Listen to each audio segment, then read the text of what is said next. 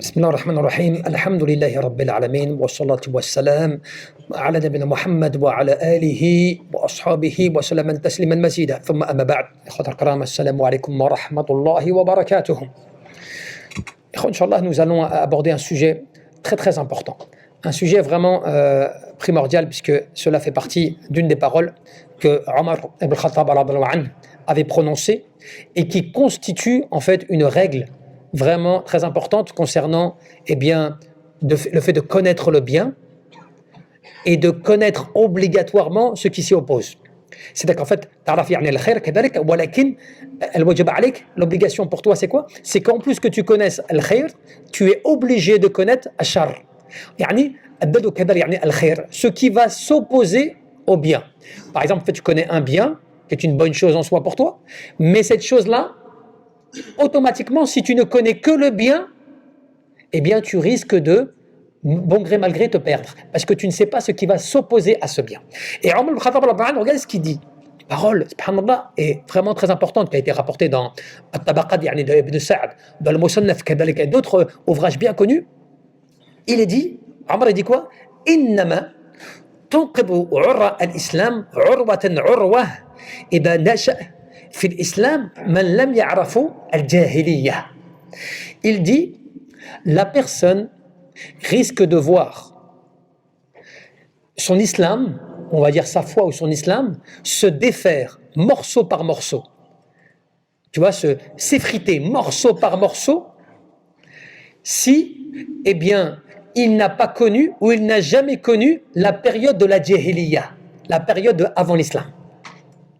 La personne qui n'a pas une connaissance, qu'est-ce que cela veut dire? La personne qui n'a pas une connaissance, à son époque, de ce qu'il disait, la personne qui n'a pas une connaissance de l'époque de la jahiliya, c'est-à-dire de l'époque d'avant l'islam, eh bien, risque de défaire sa religion s'il n'a pas une connaissance de cela en se consacrant uniquement sur sa connaissance de l'islam tout court. Eh bien, on va comprendre cette parole. Parce qu'il faut bien comprendre, c'est important.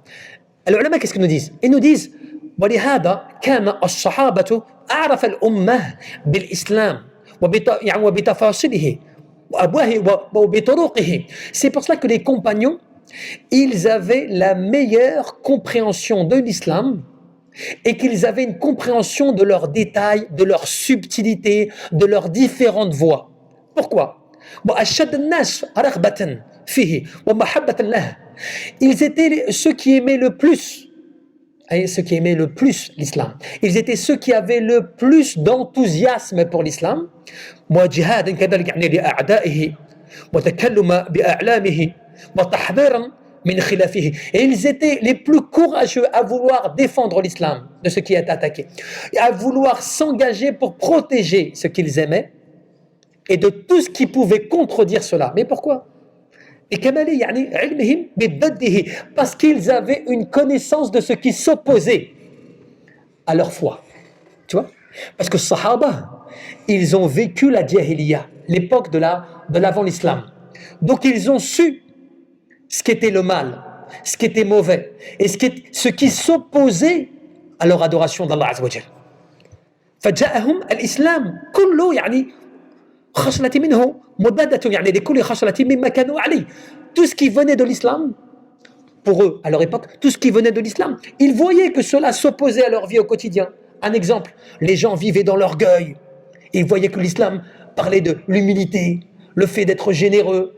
Ils voyaient que l'islam apportait la fraternité. Ils voyaient que les tribus, c'était la haine entre les tribus, c'était les guerres, tout cela. Donc, ils ont vécu une situation qu'ils connaissaient parfaitement, et lorsque l'islam est venu à eux, eh bien, ils ont su comprendre qu'est-ce qui était bon de ce qui était mauvais. Un exemple maintenant, je te donne pour toi. Si toi, ce qui ne veut pas dire que celui qui n'a pas grandi dans la piété toute sa vie, qui n'a jamais connu le mal et tout, Allah Azza wa Jalla l'a protégé, alhamdulillah, c'est une ni'ma. Mais aujourd'hui, un jeune ou un plus grand, qui n'a pas connu un mal, ce qui ne veut pas dire qu'il faut que tu connaisses le mal, mais quand tu as connu le mal, quand tu as connu ce que c'est que le vol, quand tu as connu ce que c'est que gravement mentir, quand tu as connu ce que c'est que zina, la fornication, quand tu as connu ce que c'était que il y a des choses qui sont mauvaises pour toi, involontairement bien sûr, pas volontairement, involontairement, et puis qu'ensuite tu reviens à Allah, tu te repens et tu te rends compte de ce bienfait, eh bien crois-moi que tu vas être extrêmement courageux et extrêmement enthousiaste à appliquer les règles d'Allah. Tu sais pourquoi? Parce que tu connais ce qui t'a fait mal. Tu connais ce qui t'a égaré. Tu sais ce qui t'a perdu. Un jeune mesquine, quand il n'a jamais connu une fille, mesquine, il ne sait pas comment, il ne sait pas d'où il vient le danger. Hein. Vice versa. Hein. Il ne sait pas, parce que pour lui, il n'y a pas de mal en soi. Mais celui qui a connu comment il a été égaré au petit pas, celui qui a été marié et qui a été détourné d'une certaine manière par tel ou tel, tu vois, celui qui a vécu cela, eh bien, quand il y a quelque chose qui s'approche de lui, il sait comment il va se comporter et il sait comment il va résister face à la tentation, parce qu'il a connu cela. C'est pour ça que c'est important que quand tu connais ta religion, tu ne peux pas te contenter simplement de dire, par exemple, moi je connais le tawhid, tu sais, je connais l'unicité d'Allah Azza wa Jal. Mais c'est quoi qui s'oppose au tawhid? Ash-shirk billah, c'est le polythéisme. Mais si tu ne connais pas ce qui s'oppose à l'unicité d'Allah Azza wa Jal, comment tu vas faire pour te protéger de ce qui va te faire? Un exemple, je donne un exemple, et ça c'est un exemple qui est intéressant, c'est l'exemple qu'a donné Cheikh Mohammed ibn Uthaymin. Il a donné des exemples qui sont très parlants. Il te dit par exemple, si tu connais la sincérité, l'importance de l'ikhlas, comment être sincère, tout cela, c'est bien, tu l'as étudié, tu sais comment faire. Mais si tu ne connais pas al-riya, l'orgueil, l'ostentation, comment tu vas t'en protéger? Et il te donne un exemple. Tu fais salat, tu fais deux raka'a. Dans ta première raka'a, tu es sincère. Iqra, alhamdulillah, tu es sincère. Parce que tu es tout seul. Et dans ta deuxième raka'a, il y a des gens qui arrivent. Et soudainement, tu commences à allonger un peu plus ta raka'a. Dans la prosternation, tu commences à pleurer. Et tu commences à faire preuve de khushu' dans ta deuxième raka'a. Mais tu sais pourquoi? Parce qu'au fond de ton cœur, il y a des gens qui te regardent là. Tu sais qu'il y a des gens qui s'intéressent à ta prière. Donc tu as changé ton intention. Et c'est ce que te dit Shab al-Atem, il te dit, ta première raka'a, elle est acceptée, la deuxième, elle est rejetée. Voilà. Il te donne un autre exemple. Tu as 100 euros. Bon, lui, il parlait bien sûr de sa devise à lui. Tu as 100 euros. Tu donnes 50 euros lillah azza wa jal pour Allah. Et les 50 euros par la suite, parce que tu as une concurrence avec quelqu'un là, tu as envie de lui montrer que toi aussi tu peux donner plus là. Tu vois? Donc tu dis, tiens, au lieu de donner 50 euros, j'avais ni à donner 50 euros, je vais rajouter 100 euros, comme ça il va bien voir, tu vois, que j'ai donné plus là, que j'ai rajouté volontairement. Il te dit, tes premiers 50 euros, lillah azza wa jal. Et le deuxième, linnas, tu l'as donné pour les gens. Tu n'as pas accepté la deuxième partie. Mais comment tu fais pour savoir, pour contrôler ça si tu ne sais pas? Donc tu es obligé de connaître quoi? De connaître ce pourquoi, c'est quoi l'ikhlas, c'est quoi l'amal lillah azza wa jal, faire pour Allah, mais tu es obligé d'étudier ce qui s'oppose à cela. Et c'est pour ça qu'on te dit quoi? On te dit, regarde, Ibn al-Qayyim, il te donne un exemple. Il te dit, وَذَلِكَ بِمَنْزِلَةِ مَنْ كَانَ عَلَى حَشْرِ الشَّدِيد وَضِيقِ يعني وَمَرْض وَفَقْر وَخَوْف وَرَحْشَةٍ. Il te dit, c'est comme à l'exemple d'une personne. Regarde bien cet exemple, comment il est parlant aussi. Exemple d'une personne qui a vécu toute sa vie, il a vécu dans la difficulté. Tu sais, il avait toujours la privation, il était serré, la maladie, ou la pauvreté, tu vois, ou la peur, ou l'insécurité. Il a vécu tout le temps comme cela. D'accord? فيقدر الله عز وجل له من نقله منه إلى فضاء وسعة وأمن وخافية. Et Allah عز وجل lui a changé sa situation, et Allah il lui a donné une situation nouvelle, confortable, où il a plus de richesse, il a la santé, il a une grande demeure. Tu vois, Allah il lui a changé la difficulté dans laquelle il était, il l'a mis dans une situation d'aisance. Eh bien, qu'est-ce qu'il te dit?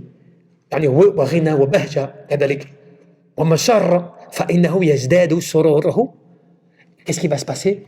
Eh bien, sa joie et son enthousiasme va être encore plus fort vis-à-vis d'Allah. Pourquoi? Parce qu'il a connu ce que c'était que la difficulté, et quand maintenant il est touché par le bienfait, eh bien, il se rend compte et ça augmente sa joie. Il est encore meilleur. Lui, il le vit vraiment. Pourquoi? Parce qu'il sait c'est quoi la difficulté. C'est comme des gens, subhanallah, ils ont de l'argent. Et tu vois, l'argent qu'ils ont, ils font très attention. Ils font attention comment ils le dépensent. Ils font attention comment ils le donnent. Tu sais pourquoi? Parce que ces gens-là, ils ont connu la misère. Ils savent que l'argent, c'est difficile à gagner. Ils savent que l'argent, c'est pas un jeu. Tu joues pas comme cela. C'est pas, ça te fait plaisir. Tiens, hop, j'achète cela. Tu vois? Ils savent, ils connaissent la valeur de l'argent. Parce que eux, ils ont connu la pauvreté. Ils ont connu la difficulté. Et ils sont généreux. Tu sais pourquoi? Parce que quand ils n'avaient pas, les gens étaient généreux pour eux. Donc ils ont connu ce que c'est d'avoir besoin de quelqu'un. Et après, ils l'appliquent dans leur vie après. Mais celui que, tu vois, il est né. Tu vois, les jeunes aujourd'hui, par exemple, c'est vrai? Il a 5 ans, téléphone portable, smartphone, tu vois, PlayStation, la totale. Il ne sait pas ce que c'est de jouer avec un jeu de cartes. Il ne sait pas ce que c'est que de jouer avec un truc, tu vois, physique comme cela, là, tu vois. Voire même, c'est trop embêtant, c'est inutile, ça donne même pas envie. Parce qu'il n'a pas connu le fait de ne pas avoir de jouer. Il n'a pas connu de faire un foot avec un morceau de papier, tu remplis du papier à l'intérieur, comme ça, tu tapes comme ça dans le sable, sans chaussures. Il n'a pas connu cela. Il a connu le ballon en cuir offert par le McDo. Tu achètes un menu, on te donne un ballon. Tu vois, il a la facilité. Donc, il n'a pas connu cela. Je donne des exemples comme cela pour dire quoi? Pour dire que tu ne peux pas, impossible, que ta religion ne va pas en prendre un coup, ta foi ne va pas en prendre un coup, si tu ne fais pas attention à connaître, c'est quoi? La connaissance d'Allah et ce qui s'y oppose. De connaître as-sunnah, al-nabawiyya, as-sahiha et ce qui s'y oppose. Tout ce qui va aller à l'opposé du bien, tout ce qui va aller à l'opposé de la sunna, tout ce qui va aller à l'opposé de l'adoration d'Allah. Si tu ne connais pas son opposé, tu vas t'égarer, tu vas te perdre, possiblement, bien sûr. Et c'est pour ça qu'il dit quoi? Il dit voilà, il s'ahal هذا كمان ولد يعني في الأمن والعافية والغنى والسرور فإنهم لم يشعر بغيره. Il dit c'est pas pareil que la personne, tu vois, qui a vécu toute sa vie dans la sécurité. Toute sa vie, il a été à l'aise. Toute sa vie, il avait l'argent. Toute sa vie, il avait tout ce qu'il voulait. Eh bien, lui, tu sais quoi, lui, sa situation à lui, il s'en rend pas forcément compte. Il se rend pas compte du bienfait d'Allah Azza wa Jal. Pour lui, c'est normal ce qu'il a. Tu vois, c'est normal. Il te dit même, qu'est-ce qu'il te dit? Il te dit lahu asbabun takhrujuhu min dhalik ila diddi wa huwa la yash'ur. Il se peut même, tu sais, regarde, il va changer. Imaginons, tu as une situation, tu as toujours été dans la facilité, la sécurité, tout ça, pas de problème, d'accord? Tu vas changer ta situation, tu vas même pas t'en rendre compte. Pour toi, il n'y a pas de changement. Pour toi, c'est normal. Tu sais pourquoi? Parce que toi, tu vois pas ce que c'était avant. Tu sais pas ce que c'est que la difficulté. Donc, tu changes sans savoir ce qui se passe. Celui qui a connu, par exemple, une situation difficile, la privation, la guerre, des choses comme cela, mais il sait ce que c'est d'avoir, tu sais, tu as vu actuellement quand il y a eu des problèmes de nourriture, manque de provisions. Qu'est-ce que font les gens qui ont connu la guerre? Ravitaillement, tu vois, ravitaillement. Ils vont acheter, ils mettent des provisions, ils prévoient. Pourquoi? Parce qu'ils ont connu l'époque que lorsqu'il n'y avait pas, eh bien, la faim était là, était présente. Et donc, ils avaient peur de retrouver cet épisode, du fait de ne pas pouvoir se procurer leurs besoins nécessaires. Qu'est-ce qu'ils font? Ils ravitaillent. Après, tu as ceux qui font aussi par ignorance. Mais pour dire qu'ils ont connu une situation, ils savent comment faire. Et c'est comme cela quand tu l'appliques à tout, de manière générale dans les affaires religieuses ou sociales, avec les gens, avec les personnes, eh bien, tu fais attention. Et c'est pour ça qu'à Sahaba, ils étaient comme cela. Et c'est pour ça qu'on te dit quoi? On te dit même que, eh bien, min asbabi al-halak wal-'atab tafadda yani bihi ila as-salama wal-amn wal-'afiyah. Il se peut même que ces causes-là, ça soit une cause pour toi d'égarement et de perte, de perdition totale, que tu ne saches pas la différence entre les deux. Et c'est pour ça qu'on te dit que as-Sahaba, ils étaient les plus savants, et ils étaient les plus protégés, et ils savaient exactement comment, parce qu'eux, ils savaient, tu sais, quand la religion est venue leur dire, vous devez adorer un Dieu unique, vous devez adorer Allah sans rien lui associer. Ils savaient ce que cela voulait dire, parce qu'ils ont connu les divinités. Ils ont connu le fait d'adorer plusieurs divinités.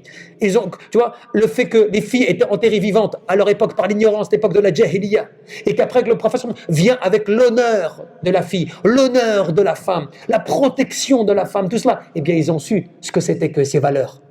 Tu sais pourquoi? Parce qu'ils ont connu la période de la Jahiliya, où il n'y avait pas de respect, où elle n'était même pas un être humain. Tu vois, 15 siècles avant, Allah a élevé la femme, il a protégé la femme, tu vois, il a valorisé, tu vois, ses droits et sa personne. Et eux, ils ont connu cela parce qu'ils ont connu l'époque de la Jahiliya. Et aussi, le fait qu'ils aient connu cela, c'est pour ça que les Sahaba, ils étaient très sagaces, ils faisaient attention aux détails, ils se protégeaient. Pourquoi est-ce que les Sahaba dans les hadiths, pourquoi les Sahaba toujours ils posent la question, Ya Rasulallah, Quel est le bien? Ya Rasulallah, quel est le meilleur des gens? Ya Rasulallah, comment faire pour faire ceci? Ya Rasulallah, est-ce qu'on a le droit? Pourquoi ils étaient constamment? Tu vois dans les hadiths, tout le temps ils posent des questions, tout le temps ils s'intéressent. Parce que eux, ils étaient vraiment dans l'amour sincère, véritable de l'islam. Ils savaient ce que l'islam leur a apporté. En fait, ils comprenaient, tu sais, la parole du Coran. Quand Allah Jalla dit, قُلْ بِفَضْلِ وَبِرَحْمَتِهِ فَبِذَلِكَ فَلْيَفْرَحُوا هُوَ خَيْرٌ مِمَّا يَجْمَعُونَ. Dis voilà le bienfait d'Allah et sa miséricorde. Le bienfait, l'islam. Barahmatullah, il y a le Coran. Et il disait quoi? Que disait Allah subhanahu wa ta'ala? C'est de cela qu'ils devraient se réjouir, qui est bien meilleur que tout ce qu'ils peuvent amasser. Eux, ils comprenaient ce verset. Que l'islam leur a apporté la richesse du cœur, la richesse du corps, la richesse de ce...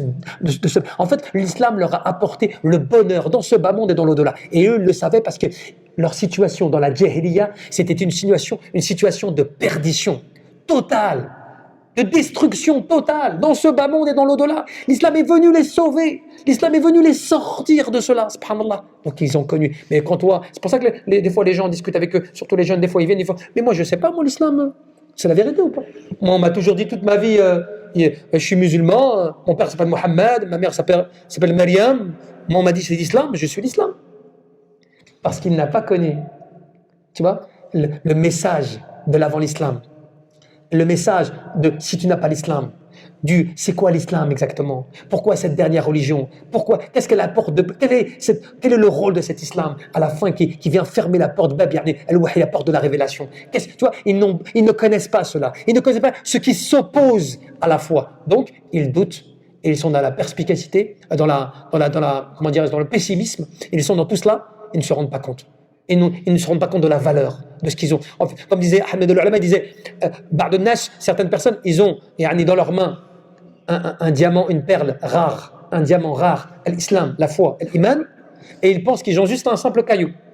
Juste, ils pensent qu'ils ont un caillou normal, adi, alors qu'ils ont une perle rare, une perle, tu vois, il n'y en a pas deux comme cela dans ce bas monde. Et eux, ils pensent qu'ils ont un caillou normal, parce qu'ils ne savent pas, tu sais pourquoi on en revient à la résumé? Parce qu'ils ne savent pas faire la différence entre une perle et un caillou. Tu vois? Même un ignorant dans la rue, il va trouver une perle, il va la trouver belle, il ne va pas se rendre compte que peut-être elle coûte 1 milliard d'euros. Parce qu'il ne connaît pas c'est quoi la différence. Mais celui qui connaît, tu as vu les experts, ils regardent comme ça, juste avec son œil nu comme ça, il te donne même le prix, à l'œil nu, il te donne le prix. Parce qu'il a l'ilm, la connaissance de la valeur. Il sait de quoi il parle. Tu vois? Et quand tu ne sais pas, tu n'arrives même pas à faire la différence entre les deux. Et l'islam, si tu n'arrives pas à faire la différence à ce qui peut annuler ta foi, à ce qui peut annuler ton dogme de croyance, à ce qui peut annuler tes actions, à ce qui peut faire que Allah Jalla fi'ala n'a pas accepté, imagine, tu rentres de l'orgueil dans tes prières, tu rentres dans l'orgueil dans tes paroles, imagine que tu adores Allah, que tu associes à Allah d'autres choses, imagine que tu fais des choses qui sont haram, tu ne le sais même pas toi-même, parce que tu n'as pas connu, tu ne sais pas ce qui s'oppose à la vérité. Parce qu'Allah Jalla fi'ala, pour terminer, parce qu'Allah Jalla fi'ala te dit quoi? Quand il te dit qu'il a envoyé son prophète, Huwa alladhi arsala rasulahu bil huda wa dinil haqq liyudhhirahu ala dini kullih wa kafa billahi shahidan. Allah il a envoyé son prophète avec quoi? Avec le huda wa dinil haqq. La guidance et la religion de vérité. Ou l'ulama tafsir, qu'est-ce que tu dis? Il te dit al huda, yani al-ilm nafi'. Wa dinil haqq, al-amal salih. La guidance c'est quoi? C'est la science utile. Et la religion de vérité, c'est quoi? Eh bien, c'est les bonnes actions, les bonnes œuvres. Voilà les deux choses avec lesquelles il est venu prophète envoyé par Allah Jalla fi'ala, qui te permet de comprendre que cette religion-là, c'est une religion auquel tu dois faire très attention. C'est comme l'enfant, tu vois, comme une maladie. Tu vois, tu dois faire attention, tu dois vérifier les soins. Quelqu'un il a une maladie, le médecin, tu crois que le médecin, quand il te reçoit dans son cabinet, il improvise ses médicaments, il voit ce que tu as, et par rapport à ce que tu as, il te donne ce qui va avec cela. Le remède qui convient, te donne pas n'importe quoi. Il analyse, il connaît d'abord ta maladie et ensuite il te prescrit ce qu'il faut. Normalement, par rapport à ton djinn, tu dis, je connais cela, il faut que je prenne garde à ce qui s'oppose. Il te donne même les conseils. Attention, ne mangez pas plus que cela. Attention, ne dormez pas comme ceci. Attention, il te donne quoi? Il te donne tous les détails et les moyens de te permettre de ne pas aggraver ta maladie. C'est vrai ou pas? Eh bien, de la même manière fait l'islam. Normalement, tu dois connaître ta prière, les conditions de la prière, les obligations de la prière, mais tu dois connaître aussi qu'est-ce qui annule ta prière. Qu'est-ce qui facilite ta prière? Qu'est-ce qui fait que ta prière peut être rejetée par Allah Jalla fi'ala? Et ainsi de suite pour toutes les règles générales dans l'adoration d'Allah subhanahu wa ta'ala. Wallahu a'lam, tabaraka wa ta'ala, an yarzuqna al-ikhlas fil qulub wal amal wan niyyah. Allahumma